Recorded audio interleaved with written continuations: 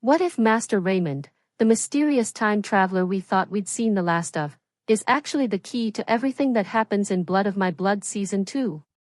What if the child we thought was lost in time, William, was never lost at all, but hidden, protected, and raised by the one man who has been quietly shaping the destiny of the Fraser family since the very beginning? When Blood of My Blood Season 1 ended, fans were left stunned. Henry, Julia, and baby William had reached the stones, desperate to escape. But the screen faded to black before we saw what truly happened. Season 2 begins where that moment left off, with the crackling sound of energy surrounding them, the air heavy with power, and their fates splintering across time. The question isn't if they traveled, but where they ended up. Henry's destiny takes the most unexpected turn. He awakens not beside Julia, not even in his own century, but in a completely different timeline. The landscape around him is unfamiliar, the people strange, and the air filled with whispers of rebellion. It doesn't take him long to realize that he has landed right in the heart of the Jacobite uprising, decades before the time he intended to reach. Confused but determined, Henry knows he must find his family. Every step he takes feels heavier, burdened by the fear that Julia and William might have been lost forever in the tides of time. Meanwhile, the bond that once connected Julia to Henry has been ripped apart by the stones. When Julia opens her eyes, she finds herself in a quiet, candlelit room. The year is unknown, but the clothes, the surroundings, and the strange silence tell her she is far from home. She clutches William's blanket, but the baby is gone. Her screams echo through the darkness, unanswered. The truth dawns on her slowly and painfully: her child didn't make it through the stones with her. Somewhere across centuries, her son is lost, and she doesn't even know where to begin searching, but fate has other plans.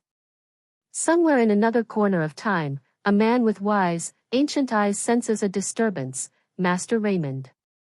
The same healer who once saved Claire Fraser's life and vanished into mystery. Season 2 brings him back into the story, but this time not as a side character, rather as the silent guardian of the next generation. He feels the ripples of time shift, the echo of a child who doesn't belong in the age he's trapped in. And following those threads, he finds William, frightened, alone, and crying beside the very stones that tore his family apart. Raymond's motives, however, remain clouded. Why would he save the boy? Why would he keep his existence a secret? The answers, it seems, lie in his ancient connection to the Frasers, a bond that goes beyond generations and into the very roots of time travel itself. In this new season, we begin to understand that Raymond isn't just a healer or a traveler, he is the keeper of balance. And William, innocent and unaware, might be the one destined to either preserve or destroy that balance. As Julia desperately searches through history for her missing son, we see her transformation, from a fearful mother to a woman willing to defy time itself. She begins tracing whispers, stories, and old writings about a blue healer who appeared out of nowhere, raising a mysterious boy. Every clue leads her closer to the name Raymond. Every step fills her with both hope and dread. If he truly has William, then why hasn't he brought him back? Henry, too, begins his own search, crossing dangerous lands and meeting faces that seem both familiar and haunting. Some viewers believe he might even encounter young Ellen and Brian Fraser, setting into motion the very history that would one day give birth to Claire and Jamie. And perhaps that's the most thrilling part of Season 2, the idea that Henry's presence in the past might shape the Fraser lineage itself, connecting all timelines into one grand destiny. But time, as we know from the Outlander universe, is not kind to those who try to rewrite it. Strange events start to unfold, mysterious markings appear on Henry's arm, dreams filled with the image of a child wrapped in blue light, and whispers calling his name from another century. The deeper he searches, the more the lines between time periods blur. And somewhere within those echoes, a warning begins to take form: the child must not return. Who is sending that warning? Is it Raymond, protecting something far greater than one family's love? Or is it the stones themselves, trying to stop a paradox that could destroy time? One thing becomes clear: in Blood of My Blood Season 2, the stakes are no longer just about family, they're about the very laws that hold the universe together, and as the season unfolds, one truth becomes impossible to ignore: Master Raymond has been waiting for this moment for centuries. The moment when time itself would call its debt due. The second chapter of Blood of My Blood Season 2 opens with a truth that changes everything. Master Raymond didn't just find William by accident. He knew the child would appear. Centuries of studying the stones, deciphering prophecies, and following the echoes of travelers had all led him to that single night. When William's cries pierced through the fog near the ancient circle, Raymond was already waiting.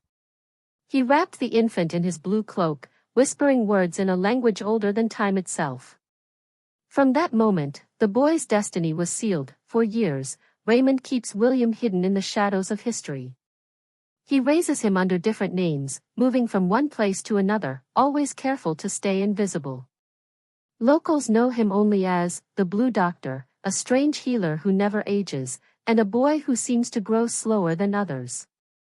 But behind those walls, Raymond teaches William about time, energy, and the thin veil that separates one century from another.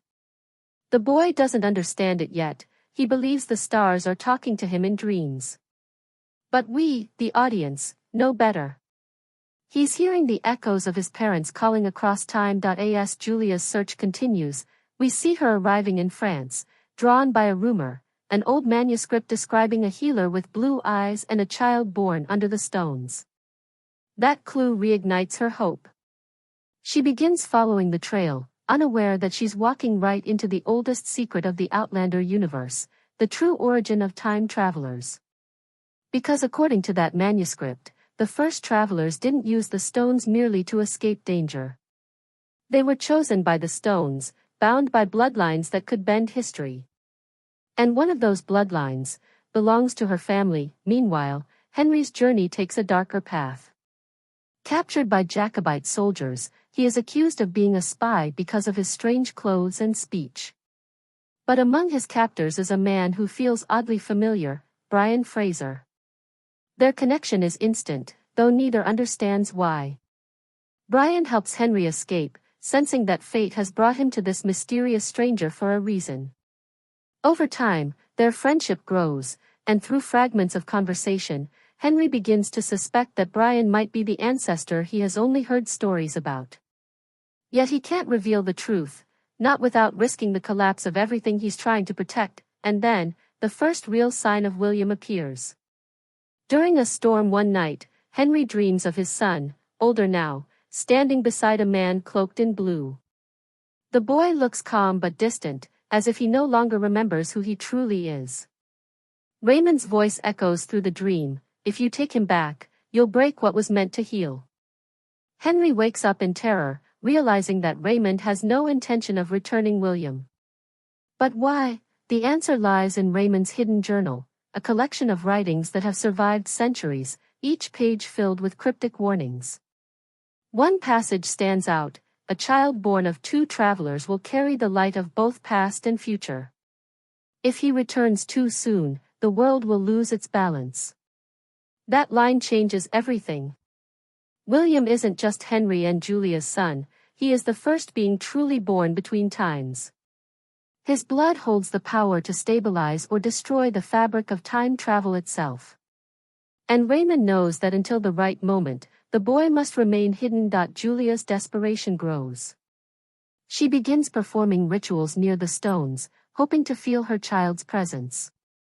But each time she tries, the stones push her away, as if protecting something sacred. In one heart-wrenching scene, she screams into the wind, calling her son's name, only to hear it whispered back in the faint voice of a child she cannot see. That echo convinces her that William is alive, and she swears to bring him home, no matter the cost. At the same time, whispers about a blue healer reach Henry through travelers and soldiers. When he hears the name Raymond, a spark of recognition flashes in his eyes. He knows Raymond once helped Claire, his own future daughter. Now he realizes that their paths are tangled again, perhaps by design. Determined to find him, Henry sets out toward France, the same direction Julia has gone, unaware that both are being pulled by the same invisible thread of destiny, but the closer they get, the more dangerous their world becomes. The Jacobite rebellion ignites, sweeping the land in blood and chaos. Villages burn, armies clash, and the dream of freedom turns into tragedy. In the midst of it all, time itself begins to break, storms that last for days, animals vanishing, people forgetting entire years of their lives. Something is deeply wrong with the flow of history. And in Raymond's hidden home, he watches the flames from afar, holding William close, whispering, "The cracks have begun." Season 2 slowly begins to reveal that Raymond's true purpose is not to change time, but to protect it from collapsing. William, the child of two travelers, has begun unconsciously altering events just by existing. His heartbeat sends ripples through centuries. Every time he dreams, something changes, a letter disappears, a birth shifts, a battle's outcome bends slightly off course. The power within him is awakening, and even Raymond, with all his wisdom, can barely contain it. The prophecy becomes clear: the boy will either save time, or erase it. The season reaches its midpoint. Julia and Henry unknowingly stand on opposite sides of the same mystery, both inching closer to the one man who can reunite them, and the one man who refuses to. As Blood of My Blood Season 2 reaches its climax, every thread of time begins to pull tighter. Julia's path finally leads her to a quiet village outside Paris, a place forgotten by maps and untouched by war. There, she hears the name she's been chasing for months, Master Raymond. Locals speak of him in hushed tones, calling him the man who heals with light. Her heart races, and every instinct tells her she's close. Yet the villagers warn her, those who try to reach him never come back the same. But Julia has come too far to turn back. Her son is somewhere behind those walls, and she's ready to face whatever waits inside. Inside the candlelit sanctuary, time seems to stand still. The air hums faintly, like the stones themselves are breathing. And there, surrounded by old books and glowing blue crystals, Julia finally sees him. Master Raymond. He hasn't aged a day. His calm smile hides centuries of knowledge and guilt. But before she can speak, another voice calls from behind him, a voice that makes her freeze. It's William. Older now, perhaps 6 or 7, his eyes filled with a strange serenity that feels both human and divine. Julia rushes to him, tears breaking through years of silence, but the boy steps back. "I know you," he says softly, "but I can't go with you." The moment cuts deeper than any wound. Julia looks to Raymond, begging for an explanation, and he finally tells her the truth about her son's existence, about the burden he carries, and about the chaos his return could unleash. He explains that William isn't bound to one time, his very heartbeat connects centuries together.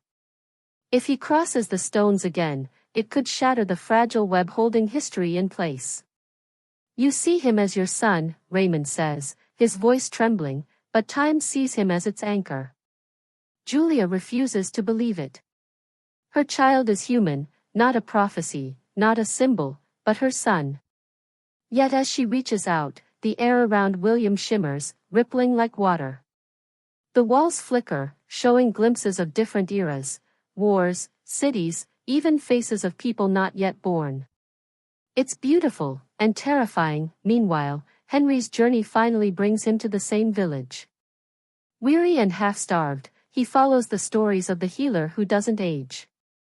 When he finally reaches Raymond's home, the world itself begins to quake. The stones far away start to hum, storms spiral across the sky, and every timeline trembles in response. The family is reuniting, and time itself can feel it. When Henry steps through the doorway, his eyes lock with Julia's. The years of separation vanish in an instant, replaced by the raw relief of love and loss colliding. But before they can embrace, William turns toward them. His expression is distant, almost ethereal. "I've seen you before," he whispers, "in my dreams, but they said if I go with you, everything breaks." Henry drops to his knees, pleading, "We'll fix it together. We're your family." But Raymond interrupts, his voice filled with ancient sorrow. You don't understand, you can't fix time. You are time now. His hands glow with faint blue light as he raises them toward William. The child begins to tremble, the air thick with energy. Julia screams his name, but Raymond's eyes are wet with tears. Forgive me, Julia. The boy must stay where the balance holds. In that moment, everything erupts, lightning flashes through the room, the walls vanish into blinding light, and Henry is thrown back into darkness. When he wakes, he's lying near the stones, alone. The field is empty, silent, and still. Julia is beside him, unconscious but alive. But William is gone.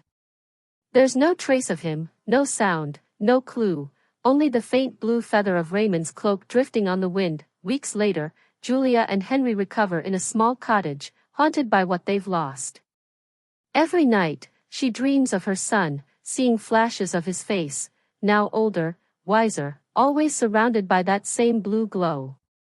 She begins to accept the painful truth: he's alive, but not in any time they can reach. One evening, as she stands by the stones, she whispers, "If you can hear me, my William, remember us." And faintly, from somewhere beyond the veil, a child's voice answers, "I always do." But the story doesn't end there. In the final minutes of Season 2, we see Master Raymond standing in a grand hall lined with ancient symbols, perhaps hundreds of years in the future. He places a hand on William's shoulder, now a young man. The boy's eyes glow faintly as Raymond says, "It's almost time for you to meet them again." William looks up, confused. "Meet who?" And Raymond smiles that same quiet, knowing smile. "The ones who made you." Then the scene fades to black, the echo of the stones begins to hum once more, and a single line appears on screen: "Time never forgets its own blood." The end of Blood of My Blood Season 2 leaves the audience in stunned silence, a promise of more secrets, more reunions, and the revelation that the Fraser legacy stretches far beyond what anyone ever imagined. The boy taken by Master Raymond is no longer lost, he is becoming the very heartbeat of time itself.